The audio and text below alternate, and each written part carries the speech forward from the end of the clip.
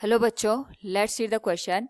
One can not see through the fog because a it is an opaque object. B. Light suffers total reflection at droplets. C.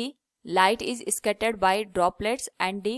Fog absorbs light. Now to answer this question, first we will discuss here the key concept, and here the key concept is application of scattering. तो सबसे पहले अगर हम बात करें यहाँ पे scattering की, तो स्कैटरिंग हमारे पास वो फिनोमिना होता है जिसमें जो भी लाइट रेज होती हैं, ये जो छोटे छोटे पार्टिकल्स होते हैं, डस्ट के पार्टिकल्स, वाटर के मॉलिक्यूल्स और गैसेस के मॉलिक्यूल्स, उनसे जाके जब टकराती है तो टकराने के बाद जो लाइट होती है ये फैल जाती है, और इसी फैलने या स्कैटर होने की या स्प्रेड होने की फिनोमिना को हम यहाँ पे स्कैटरिंग का नाम देते हैं.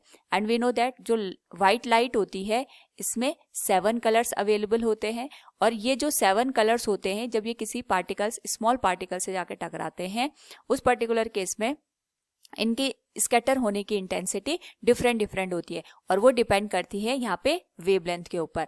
Now according to the question, यहाँ से हमसे पूछा गया one can not see through the fog, कि जब हमारे पास फॉग की कंडीशन बनती है तो हम यहाँ पे फॉग के थ्रू क्लियरली देख नहीं पाते. इसका रीजन ये है कि हमें पता है कि जो फॉग होता है इसमें डस्ट के पार्टिकल्स अवेलेबल होते हैं, या फिर हमारे पास जो वाटर के मॉलिक्यूल्स होते हैं वो एक तरीके से सस्पेंडेड फॉर्म में होते हैं इन दी डस्ट पार्टिकल. तो हम यहाँ पे कह सकते हैं जो फॉग होता है इसमें डस्ट पार्टिकल्स होते हैं, वाटर के मॉलिक्यूल्स अवेलेबल होते हैं.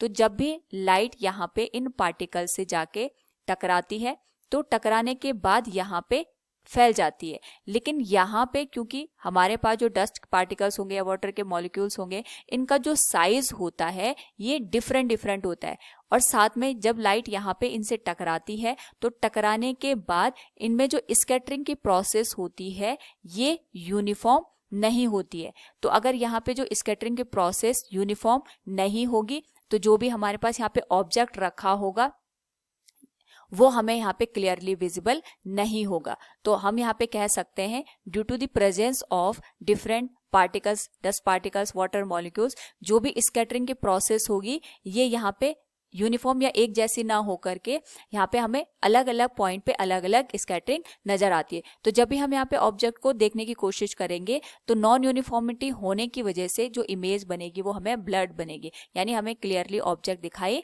नहीं देगा. So we can say from the given question one can not see through the fog because light is scattered by the droplets, and जो हमारे पास यहाँ पे स्कैटर्ड लाइट होती है वो यूनिफॉर्म नहीं होती है. So we can say option C will be the correct answer. Hope all you understood it. Thank you and best of luck.